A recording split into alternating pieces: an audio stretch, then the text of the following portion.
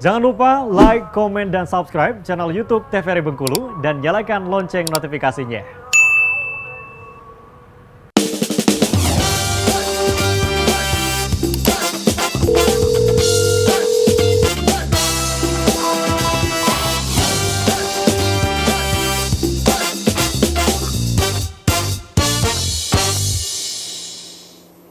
Sahabat sehat, terima kasih Anda masih bersama kami dalam Dokter Kito Bersama Kita Sehat. Dengan tema kita kali ini membahas mengenai diabetes mellitus. Nah, tadi Dokter Junia ya yang akan menjelaskan mengenai pencegahan berikutnya. Namun sebelumnya ini kita ada kabar buruk nih Dok. Ada yang bertanya nih Dok. Kita kembali ke Dokter Wenti dulu ya dari gejala tadi ya Dok ya. Katanya kalau matanya itu kayak lengket-lengket gitu. Kalau air kencing tadi kan gula ya, ada lengket-lengketnya juga. Kalau di mata tuh berasa lengket-lengket itu katanya penyakit diabetes. Oh iya. Itu gimana Dok? Bener nggak sih? Saya baru denger nih. Baru denger ya? Kalau lengket-lengket. Ya. Jadi kalau untuk diabetes ini kan penyakitnya kronik ya, bertahap dia progresif tapi dalam jangka waktu lama. Jadi untuk sampai ke mata itu melalui beberapa proses dan tidak bisa yang lengket-lengket langsung dibilang diabetes. Kita harus periksa dulu. Biasanya dia kena persarapan di matanya. Oh nggak ada kaitannya berarti ya, itu makanya harus komprehensif tadi pemeriksaannya ya dan berlanjut begitu ya Dok ya. Nah ini buat pemirsa sering kali nih Dok, mataku gatel-gatel dan lengket-lengket, apakah ini kebanyakan gula? Seperti itu biasanya Dok. Nah baik, kita lanjut ke Dokter Junia ya Dok ya. Oke. Nah silakan Dok. Lanjut.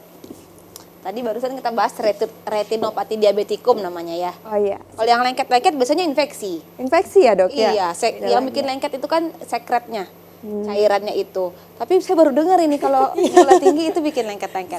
Saya sering bahkan denger ya? ibu di rumah sering juga tuh. Ini mata apa kebanyakan gula apa ya? Karena kan dia ngopi terus manis pagi. Oke. Biasa. Mungkin nanti bisa diperiksa lebih lanjut Iya. sekretnya. Oke, kita masuk ke pencegahan nih, mencegah komplikasi diabetes. Oke, komplikasi diabetes dapat dicegah dengan melakukan hal-hal berikut ini.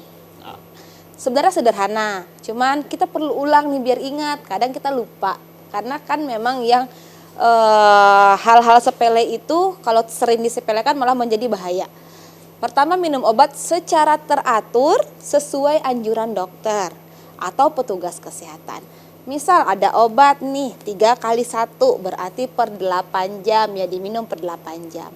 Ada obat yang disuruh minum sekian jam sebelum makan, berarti dikonsumsi sebelum makan. Bukan berarti obat diabetes ujuk-ujuk kita minum kapan kita ingat, kapan kita mau. Nggak bisa, nanti bisa jadi komplikasi, bisa hipoglikemi, atau malah gulanya tidak terkontrol, begitu. Jadi secara teratur dan sesuai anjuran dokter, dosisnya ya, tergantung jenis obatnya nanti.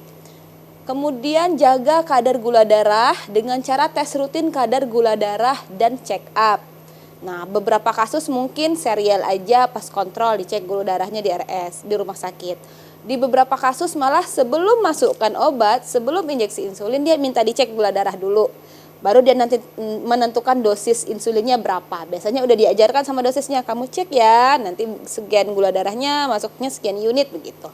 Jadi kadar gula darah rutin pasti harus dicek rutin. Bukan berarti pas gejala, aduh kayaknya tengkuk saya berat, saya cek gula darah, cek kolesterol, enggak. Emang ada berkalanya ya. Setelah itu makan makanan sehat, memperbanyak konsumsi sayur dan buah, kurangi lemak, gula dan makanan asin. Begitu. Beraktivitas fisik secara teratur. Bukan berarti saya harus olahraga, tapi 2 minggu sekali langsung olahraganya 3 jam, enggak. Dia masih harus teratur. Misal mulai dari dosis rendah dulu. Seminggu itu 5 harinya olahraga, jalan ringan dulu nih awal-awal 15-20 menit. Nanti lanjut lagi bisa naik kapasitasnya sesuai dengan kondisi kesehatan saat itu. Yang penting teratur. Saya kan udah aktivitas Dok, nyapu di rumah gitu. Yang aktivitas fisik secara teratur dan olahraga itu dia kegiatan yang diulang dan berkesinambungan. Bukan berarti kita dari duduk ke pindah kursi itu disebut aktivitas olahraga. Iya, betul. Kemudian waspada infeksi kulit dan gangguan kulit. Nah, orang dengan diabetes mellitus kulitnya cenderung mudah kering. Kering, kemudian saking keringnya jadi gatal, digaruk jadi luka, lukanya akhirnya sulit sembuh dan terinfeksi, akhirnya jadi gangren. Atau pada usia-usia lanjut dengan diabetes sudah tidak mampu berdiri, tiduran lama, tidak dilakukan tirah baring, tidak dibolak-balik. Akhirnya nanti di punggungnya mulai tuh luka, jadi ulkus. Itu perawatannya sudah sulit. Pertama karena sudah komplikasi, sudah usia, kemudian gula tidak terkontrol, penyembuhan lukanya akan lama. Ya. Setelah itu periksa mata secara teratur untuk mencegah komplikasi. Tidak harus sering-sering enggak, tapi continue aja per 6 bulan kah, per 1 tahun sekali kah, atau bisa lebih cepat kalau ada gejala. Setelah itu waspada jika ada kesemutan, rasa terbakar, hilangnya sensasi, dan luka pada bagian bawah kaki. Nah kebetulan dulu skripsi saya tentang ulkus diabetikum ini. Wah, boleh nih dok, dikulik mendalam ini. Ini karena rasa kesemutan ini kemungkinan bisa juga ya terindikasi dari diabetes ini, mengindikasikan diabetes. Salah satu gejalanya itu bisa bikin kesemutan di kaki ya, atau mati rasa sekalian. Jadi saat kita luka, kita nggak kerasa kalau ternyata udah ada luka. Jadi tidak diobati, akhirnya infeksi ditambah kadar gula yang tinggi membuat penyembuhan luka itu terhambat. Akhirnya jadi mudah infeksi, itu busuk. Perawatannya akan ada khusus. Ada sepatu khusus, kemudian perawatan kaki khusus, alas kaki khusus. Kebanyakan, dulu saya lakukan kuesioner, penderita diabetes itu tidak tahu tuh cara merawat kaki yang baik dan benar. Dan tidak tahu akan ada komplikasi itu. Datangnya itu saat sudah ada keluhan, sudah ada luka. Nah kalau udah ada luka, nanti dia kontrolnya ke banyak dokter pasti. Ke penyakit dalam. Kemudian kalau lukanya udah ke dokter bedah, kadang sampai ke dokter tulang, begitu. Jadi itu nanti akan panjang dan melelahkan juga prosesnya. Jadi lebih baik kita cegah. Oke. Apakah komplikasinya satu orang satu komplikasi? Bisa double. Bisa double ya dok ya? Banyak. Udah stroke, kakinya emang udah stroke, udah mati rasa juga, ditambah mati rasa karena diabetes, luka lagi. Kemudian akhirnya bisa jadi shock dia karena infeksi yang terlalu parah di tubuhnya ya. Iya. Oke, penyandang DM pada waktu puasa. Nah ini berkaitan juga dengan kita ya. Iya, Dok, waktu puasa.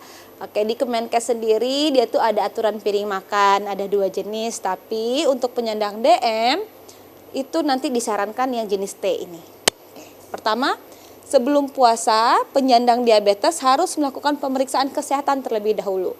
Yang belum kontrol nih sebelum bulan puasa, yuk mari kontrol ke dokter gitu. Lihat kondisinya bagaimana, obatnya di stok, kemudian gula darahnya dicek, apakah obat yang diminum sekarang masih bisa dilanjutkan, apakah perlu tambahan ataupun diganti.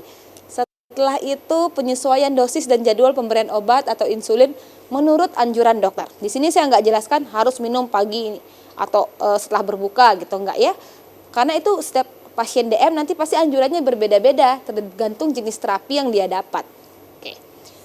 Makanan berbuka itu dapat berupa buah-buahan seperti kurma, pisang, melon, pepaya dan lain-lain dalam jumlah yang normal, tidak berlebih. Kita yang sehat pun di bulan puasa tidak dianjurkan makan sesuatu itu yang berlebihan, tetap dengan porsi yang normal ya. Setelah itu dapat mengkonsumsi makanan selingan yang tidak terlalu manis menjelang tidur. Karena tadi mungkin kan kita makan cuma pagi dan sahur dan berbuka. Menjelang tidur boleh tapi jangan yang terlalu manis, tapi makanan selingan bukan makanan berat.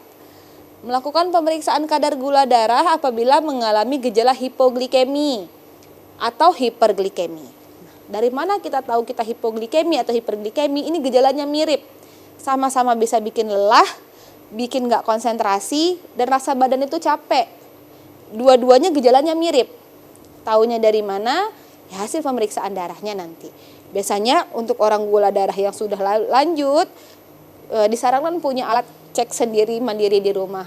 Screening awal itu. Walaupun nanti sensitivitas dan spesifisitasnya nggak sama seperti yang hasil di labor, tapi setidaknya kita di awal udah tahu nih wanti-wanti arahnya kemana. Setelah itu, kalau nanti dapatnya hipoglikemi terlalu rendah, apalagi di bawah 60 tuh atau di bawah 70, itu cepatlah konsumsi makanan yang manis, tapi jumlahnya sedikit, jangan terlalu banyak. Gitu. Kalau hiperglikemi, obatnya berarti yang harus diminum gitu ya. Menghindari makanan berbuka yang terlalu manis atau yang mengandung karbohidrat berlebih. Maka mengkonsumsi makan malam dan sahur dengan prinsip piring makan model T. Ini nih model T. Kayak huruf T ya. Setengah dari piring makan terdiri dari sayur dan buah. Oke, setengahnya. Seperempatnya dari protein, bisa hewani maupun nabati, itu ya. Setelah itu seperempatnya lagi itu bisa dengan roti, nasinya seperempat, bukan terbalik. Nasinya setengah. Setengah, nasinya 3/4, lauknya seperempat. Ya nggak ada tuh buah-buahnya gitu. Nggak kayak gitu. Jadi porsi piring T ini dianjurkan untuk penderita diabetes. Gitu. Biasanya porsi piring T ini digunakan juga untuk orang-orang yang diet, maksudnya diet menurunkan berat badan ya, bukan diet diabetes. Oke. Baik, nah ini dok semakin menarik ya ini ya, nanti akan kita bahas usai jeda pariwara berikut ya dok. Pemirsa jangan kemana-mana, tetap bersama kami dalam Dokter Kita Bersama Kita Sehat.